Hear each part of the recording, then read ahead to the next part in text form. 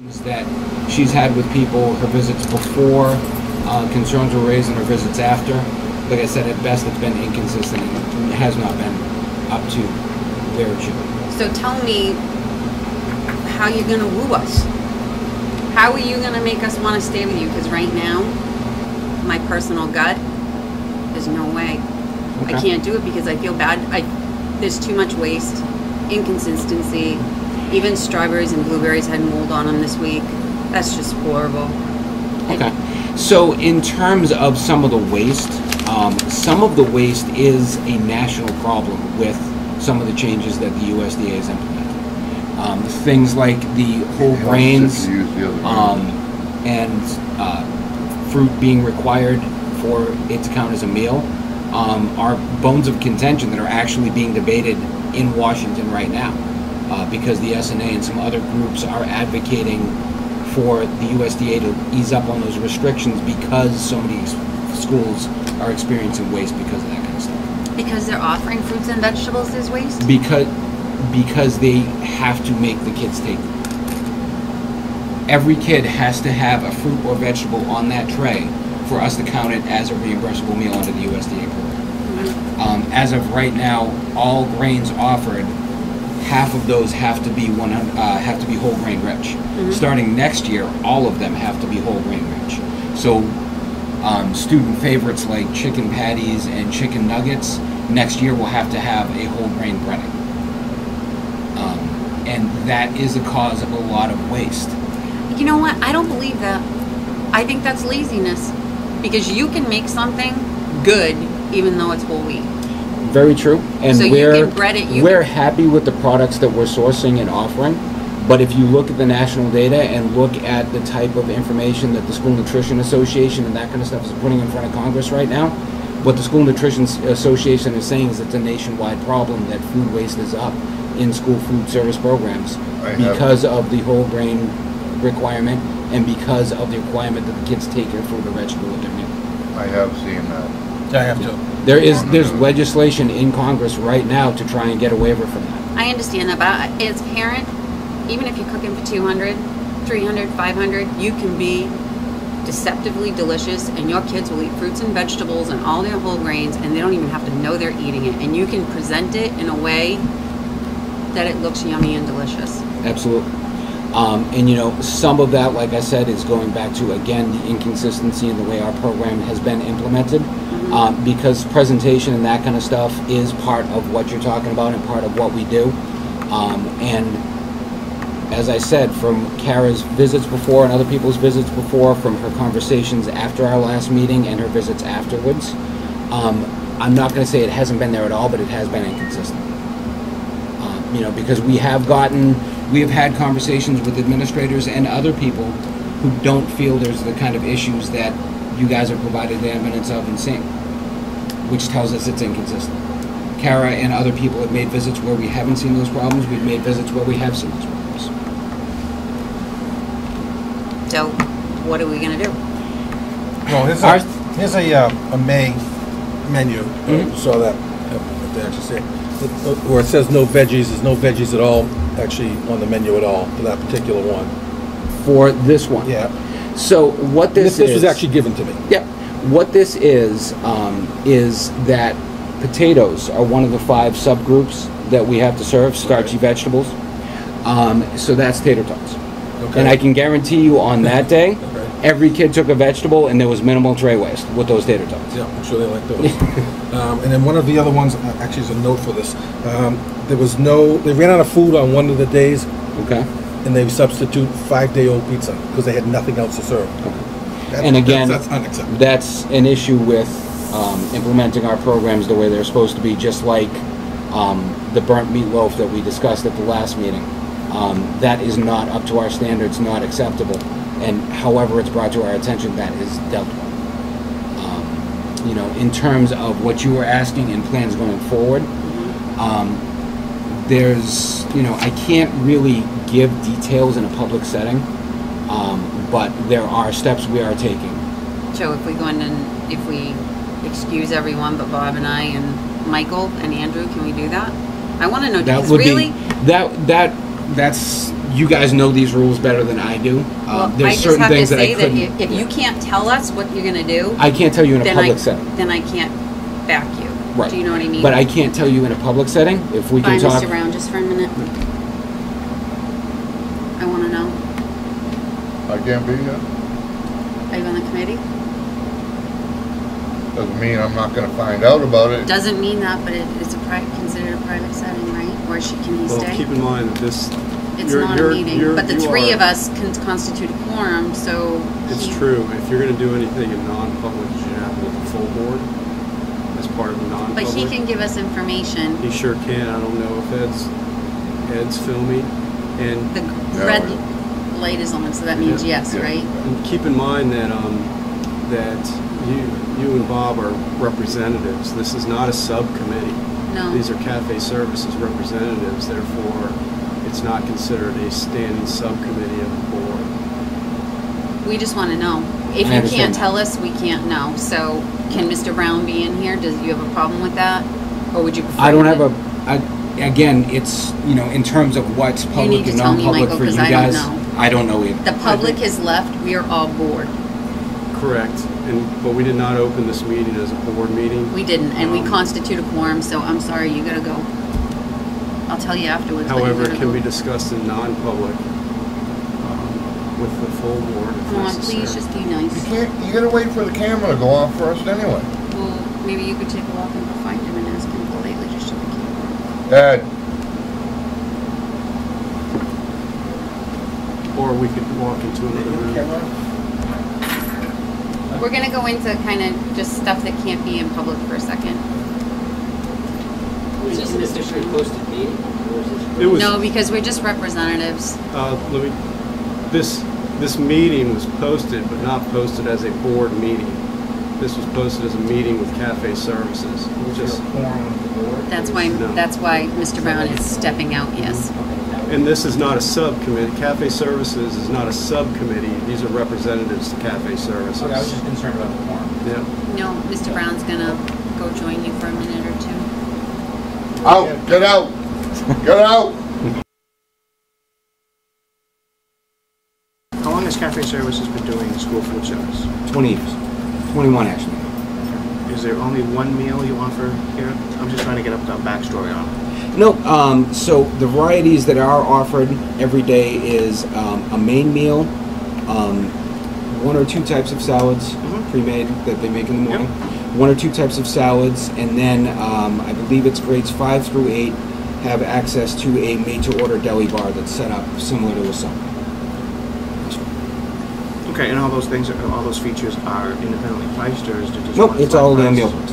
It's all one meal price? Mhm. So they can have a sandwich and meatloaf, or... Nope, they can have one choice of entree Mhm. with the sides and a milk to meet USDA regulations Right. for one meal price. So Okay. they could get a piece of meatloaf or a sandwich and then like the corn and fruit and milk that comes with either one. Okay. All right. And all the funds that come from the kids paying and the federal grants and stuff, does that come back to the town? It never leaves the town. So really the way the financial piece works is the cafe services is a fee-for-service company. Right. I was gonna So ask we that. charge a management fee for Yep. operating the program.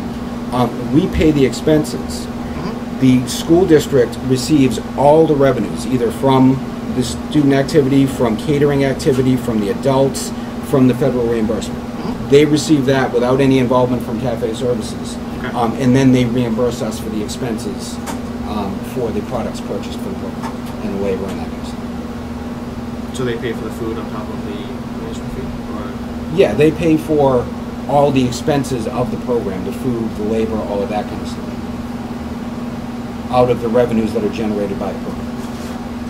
And how's that working this year?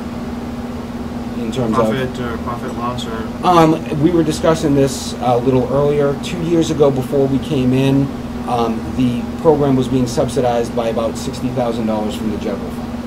Mhm. This year, it'll be subsidized by about $2,500. And when we make those financial projections, it's a guaranteed number. So if the revenue and expenses worked out where there was actually a $3,500 subsidy, because we had proposed a $2,500 subsidy, that's all the school would have to pay. That other $1,000 would come out of our money. And how would you guys change the structure in order to get more participation for the kids? Some of that kind of stuff is some of the stuff that we need to discuss in plan. Okay. I think that's it for right now. Let me hear whatever else you guys are talking about. Did you have some numbers, Lena? I did, we can go over those afterwards. I'm sorry, what, in terms of numbers? Kids served to free and reduced and stuff like that. What is the breakdown?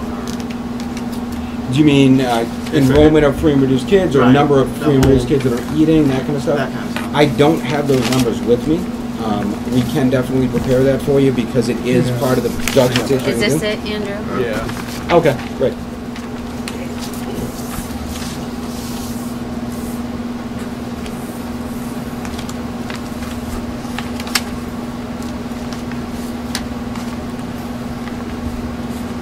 Have you guys thought about going to all? So it was, it basically comes down to 2 We to haven't 1. talked about that at all yet. Every lunch paid is 2, almost a 2 to 1 margin. Free and reduced to Kind of sure where school's gonna be getting out. Yep, that's about right. And Basically, that's fairly typical. And total lunch for is almost, I'm gonna add in June as an average, probably 40,000 and maybe 7,500 by the Yep. end of the year. So 50. Yeah, June's going to come in a little bit less because we're Yeah, averaging yeah. 3 to 4, and there's only, Yeah, you'll what, be short. 12, 14 operating 14 days. days, yeah. So, be a little under 40,000. And do you guys do vending machines or anything like that, or any I'm other not sure opportunities for whatever. I kids? know we do. Well, I know we were doing a beverage vending machine here. Not sure the status of that. I know there was a vending machine that was being done by an outside company, I believe. We have that no vending machines in the building Done at that? all anymore. But it is. And water, But just it water. is on our. And that was done at the request of the Wellness Committee last year. Mhm. Because what you have to understand is the lunch program Mhm. is a heavily regulated program. Right, in order to get the Um, federal dollars back. What's that? In order to get the federal subsidies back. Yes, Yep. exactly. And it's a heavily subsidized program, including next year all of those a la carte type of items. Whereas, it's going to be very limited what you could even offer in a vending machine unless you made the investment of one of those refrigerated vending machines. Because Right. next year, it doesn't just apply to the cafeteria, but any food sold within the school during the school day basically has to be real food. Either it has to be based on a fruit or a vegetable, has to have a meat, be a whole grain, that kind of stuff. Right. Which kind of limits the packaged snacks that you could do in like a vending machine. From 8 to 2, basically. Nope, From from the school day. midnight till half an hour after the last meal is how the USDA defines a school day for purposes of competitive foods. Okay. How about after-school programs and stuff like that in order to generate more revenue, give the kids some choices? I can't remember if there was an after-school program in place in this building or not. There is. Okay. So honestly, I can tell you because I opened the account. When we came in a couple of years ago, if there was an after-school program here, we talked to them about providing snacks. I don't remember why, if at all, there was no program involved. I do know that when we first came in, there was talk about doing a morning snack cart like they used to do a few years ago. But in discussions with the principal, especially with the fresh fruit and vegetable program in place where they get free fruits and vegetables, there really was not felt a need for that snack cart. Okay. And you have to understand too, and this is something that we've discussed before, that when we're setting up these programs, the financial goals are really the goals of the school district. And the goals that were communicated to us here were to get the program level funded, Right. which we're pretty close to already. It's really the school district's decisions if, hey, we want you guys to pursue more revenue to get a surplus in so we can invest it back in the program, whatever. that's the kind of thing that the school district referred to as the SFA, or School Food Authority, by the USDA. Right. That's the kind of direction that they give the contractor. And it's really our job to manage the program to the way they want, in terms of that kind of stuff and looking for revenue and that kind of thing. Because, you know, in terms of revenue, again, Cafe is fee for services. We make a flat fee. Really, the best way to understand our business model is almost think of how salespeople are paid, where they get a commission plus, base salary plus commission. Right. In Cafe Services structure, the reason why we're unique among a lot of food service management companies is we have several different divisions that are all part of one parent company. Who's your parent company? Cafe Services. Fresh Picks Cafe is the division that is actually operating here. Okay. Glendale Senior Dining is our healthcare division. Yep. The Camp Division and B&I divisions run under the Cafe Services model.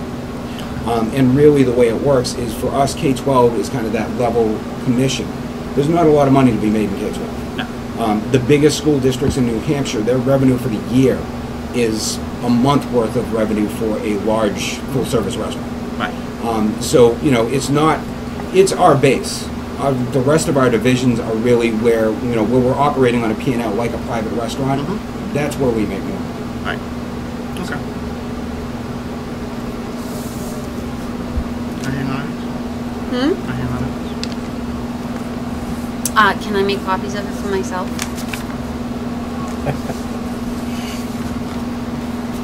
You're gonna do it for me? You're a good man, Andrew. Okay, so I guess what we're gonna have to do is we're gonna have to take the information that we've got from you today and go back to our full board and see what they want to make for a decision. So do we need to do an extension with them? The contract needs to be signed by the 30th. Yep, I believe so. That might be enough time to make a decision. And we'll let Andrew get back in touch with you, or Bob or I will get back in touch with you. Okay. Or Michael. And if I can provide any other information, just let me know. But, Okay. So if you have other questions for you. yeah, absolutely. Yep. So. Okay. All right, thanks, Chris. Okay. Thank you very much for your time. We appreciate you coming up. Thank Thank you. you. Nice to meet you. Nice to meet you. Thanks, Chris. Thank you. We'll see you again. Take care, Chris. Thanks for coming. Enjoy the rest of the night. Yeah, you too.